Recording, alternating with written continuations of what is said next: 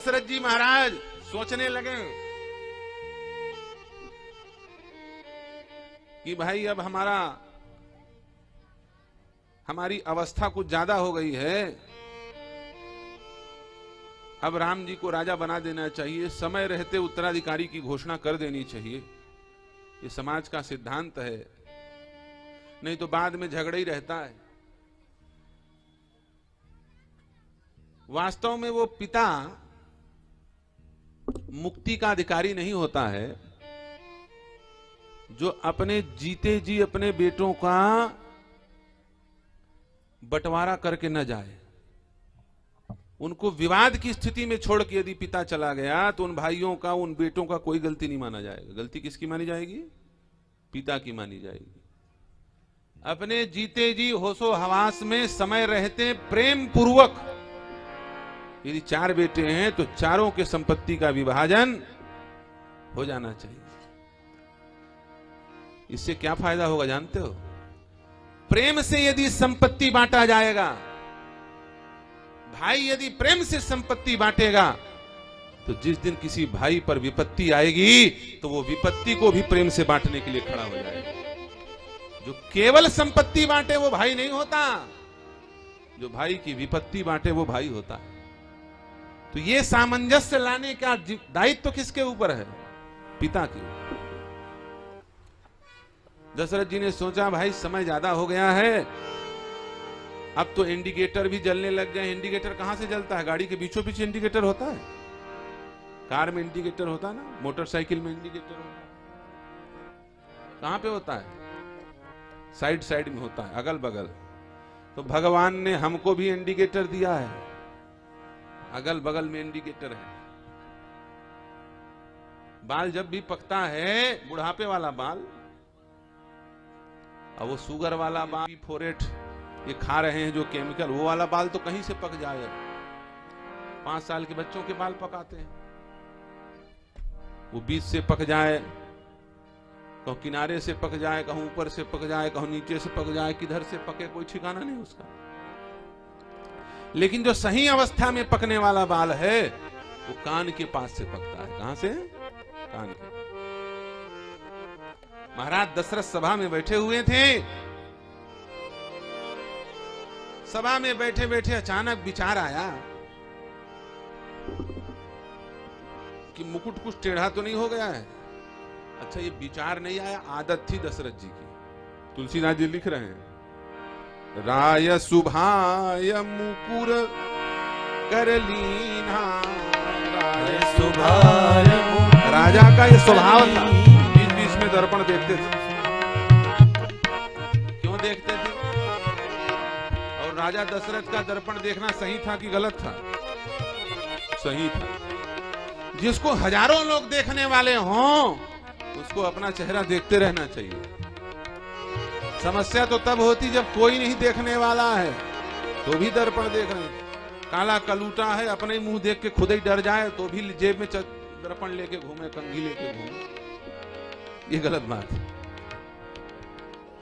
महाराज दशरथ कोई साधारण व्यक्ति हैं भाई, इनको इंद्र देखते हैं, इनको पृथ्वी के सारे राजा देखते हैं।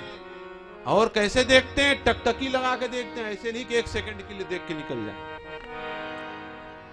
नरपति सकल रही रुखता के, नरपति सकल रही, ये भृगुटी को रूप को ताकते रहते हैं, चेहरे में कौन सा भाव आया। बात करते समय दशरथ जी की भाव भंगिमा कैसी है? सारे संसार के राजा इनकी भाव भंगिमा देखते हैं, चेहरे को देखते हैं। सुरपति बसई बाहुबल जाके, सुरपति बसई बाहुबल जाके, नरपति सकल रही रुखता के, नरपति सकल रही रुखता के।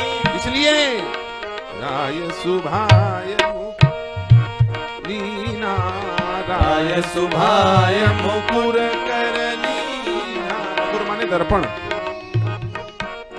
और क्या किया? बदन बिलो की मुकुट समकीना, बदन बिलो की मुकुट समकीना। क्या क्या चीज देखा दर्पण में? बदन देखा, बदन। बदन माने क्या होता है? शरीर नहीं। बदन माने क्या होता है? चेहरा। जहां पर बदन आया है समझ लो चेहरे की बात हो रही है। तुलसीदास जी महाराज चेहरे को बदन कह रहे हैं। बदन बिलो की मुकुट सम कीन्हा, कई जगह बदन शब्द आया। इधर जब हनुमान जी लंका जा रहे थे तो सुरसा आई, तो सुरसा का क्या बढ़ा? शरीर बढ़ा? नहीं, मुंह बढ़ा। सुरसा का मुंह बड़ा खतरनाक, शरीर तो जस का तस है, लेकिन बढ़ क्या रहा है? सतजो जस जस सुरसा बदन बढ़ावा, जस जस सुरसा बदन बढ़ावा। सुरसा का बदन बढ़ रहा। सीता जी बोल रही हैं, सठ सूने हरियान सी मोही, सठ सूने हरियान सी मोही।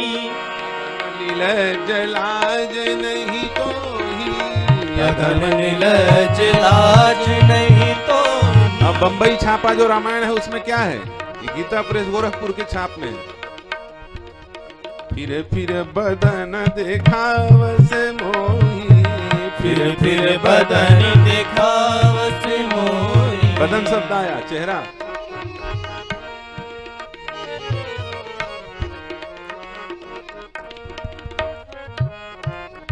बदन का मतलब चेहरा होता है। जैसे चेहरा को देखा तो क्या दिखाई दिया? श्रवण समीप भय सीत के सा, श्रवण समीप भय सीत के सा। मनहु जरठपन सब उपदेशा, मनहु जरठपन अस उपदेशा। कान के बाल बोल पड़े। अच्छा, दांत नहीं बोला। बोलने की जिम्मेदारी जीभ की होती, जीभ ने भी नहीं बोला, दांत ने नहीं बोला। बोलने में सबसे बड़ी सहायता कौन करता है? दांत करता है ना। अकेली जीभिया हो तो नहीं बोल पाओगे। यदि उसका बैलेंस बनाने के लिए जीभ का बैलेंस बनाने के लिए दांत ना हो तो ये जीभिया नहीं बोल पाएगी। दांत ज्यादा सहायक है। दांत ने नहीं बोला। क्यों नहीं बोला? दांत ने कहा जो ज्यादा पक्का साथी हो वो बोले, हम कौन पक्के साथी हैं, हम तो बाद में आए हैं, पहले चले जाएंगे। हमारी जिम्मेदारी थोड़ी हम राजा को समझावें। अच्छा सच बताओ भाई, दांत हमारा ज्यादा साथी है कि बाल हमारा ज्यादा साथी, पुराना साथी है? कौन हमारा पुराना साथी है? बाल है ना। कल सुना रहा था ना मैं एक पद, पाके केस जन्म के साथी। जन्म का साथी कौन है? बाल। मां के गर्भ से जब जन्म हुआ तो बाल थे, लेकिन दांत बाद में आया है, पहले चला जाएगा। इसलिए बाल ने कहा भाई हम पुराने साथी हैं। जीव को बोलने के लिए कोई सहारा चाहिए, वो बेचारी वो भी तो पुरानी साथी है, लेकिन वो बिना दांत के बोल नहीं पाएगी। तो हमको तो किसी के सहारे की आवश्यकता ही नहीं है, हम तो जरूर बोल सकते हैं। और जो ज्यादा नजदीक हो वो व्यक्ति कुछ बोले तो जल्दी सुनाई दे जाता है। दांत इतना दूर, यहाँ से बोले आवाज नाक तरफ से घूम के कान के पास जाए, लंबी दूरी है कि नहीं? जिभिया को यहाँ से यहाँ पर, लेकिन बाल बिल्कुल यहीं पे है, यहाँ से यहाँ थोड़ा सा अंदर घुसो, गलीज बुढ़ापा हो गया, छोड़ छोड़ के भाग जाओ, कान में फुसफुसा दिया, समझ में आ गया, है कि नहीं? इसलिए बालें बोल पड़ी कान के पास। श्रवण समीप भय सित केसा, मनहु जरठपन अस उपदेशा। क्या उपदेश दिया? बोले जिंदगी भर इस सिंहासन में डट के मत बैठे रहो। जो काम पहले किया था मनु शत्रुपा के रूप में, अब वही काम करो। जबरदस्ती राजपाट छोड़ के चले जाओ। दशरथ जी ने कहा हम राजपाट छोड़ के तो नहीं जाएंगे। जबरदस्ती राजा भले बना देंगे लेकिन छोड़ के नहीं जाएंगे। क्यों? क्योंकि उस उस समय हमको भगवान को देखने के लिए जाना था, इसलिए व्याकुलता थी, छोड़ छाड़ के भाग गए। अब तो भगवान हमारे घर में ही हैं, इनको राजा बना के इन्हीं की सेवा करेंगे, राम राजा सिंहासन पर बिठा करके इनकी पूजा करेंगे। अब हमको क्या जरूरत जंगल जाने की। बालों ने कहा ठीक है, जो मन में आए कर लो, लेकिन सिंहासन तो छोड़ दो, ये मुकुट कब तक पहने रहोगे? इसको उतार के राम जी को पहना दो। दशरथ जी ने कहा बिल्कुल, कल चर्चा होगी। बुलाया गया राज दरबार, सभी सामंतों से परामर्श लिया गया, गुरुदेव वशिष्ठ से फाइनल प्रस्ताव, अंतिम निर्णय के लिए गए। गुरुदेव, मैं चाहता हूं कि आप अछत जुबराज पद राम ही देव नरेश, सब लोग प्रार्थना कर रहे हैं कि राम को राजा बना दिया जाए, तो गुरुदेव मैं भी चाहता हूं कि राम को राजा बना दिया जाए, आपका क्या मत है? वशिष्ठ जी ने कहा बहुत अच्छी बात है, तो राम जी को तो राजा बनाना ही चाहिए। तो बोले महाराज मुहूर्त बता दो, कौन से मुहूर्त में कब राम जी को राजा बनाया जाए? वशिष्ठ जी ने कहा राम को राजा बनाने के लिए मुहूर्त? बोले महाराज जरूरी है, कहीं कोई अमंगल हो गया तो? मान लीजिए किसी प्रकार का अमंगल हो गया बिना मुहूर्त के काम किए, सब कुछ मंगल ही मंगल हो, इसलिए मंगल मुहूर्त खोजना आवश्यक है। वशिष्ठ जी ने कहा बोले ये मंगल भवन अमंगलहारी है, ये मंगल भवन अमंगलहारी है, ये मंगल के भवन हैं। और सुन लो, ये तो जो है सो हैं, गुरु तो गुरु हैं, चेला और महान है, इनका चेला कौन है जानते हो? ये मंगल भवन है तो वो मंगल मूर्ति मारुति नंदन, इनके चेला हनुमान जी हो, साक्षात मंगल मूर्ति हैं। यहाँ मंगल का कोई प्रवेश नहीं, इनको देख करके सारे अमंगल भाग जाते हैं। इनके लिए क्या मंगल मुहूर्त? तुम तो जब चाहो तब राजा बनाओ। नहीं, फिर भी आप आदेश दीजिए। वशिष्ठ जी ने कहा तो अभी इसी वक्त बनाओ, इसी वक्त राजा बनाओ। प्रमाण वशिष्ठ जी महाराज बोल पड़े, बेग विलंबन करिए नृप, तत्काल 1 सेकंड की देरी करने की आवश्यकता नहीं। बेग विलंबन करिए नृप, साजई सबहि समाज, सुदिन सुमंगल तबहि जब राम हो जुबराज।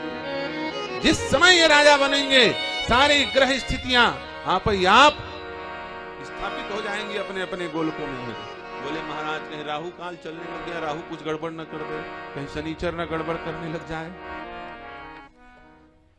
वशिष्ठ जी ने कहा अरे कैसी बात करते हो, ये जानकी नाथ कोई साधारण है? इनका नाम सुनकर के सारे ग्रह शांत हो जाते हैं। ग्रह क्या बिगाड़ सकते हैं? ये जगत नियंता जगदाधार हैं, ये बड़े बड़े ग्रहों को उत्पन्न करते हैं और खत्म कर देते हैं। ग्रह किसका क्या बिगाड़े जब जानकी नाथ संवारे? जब जानकी नाथ बनाने वाले हैं तो ग्रह कुछ बिगाड़ नहीं सकता।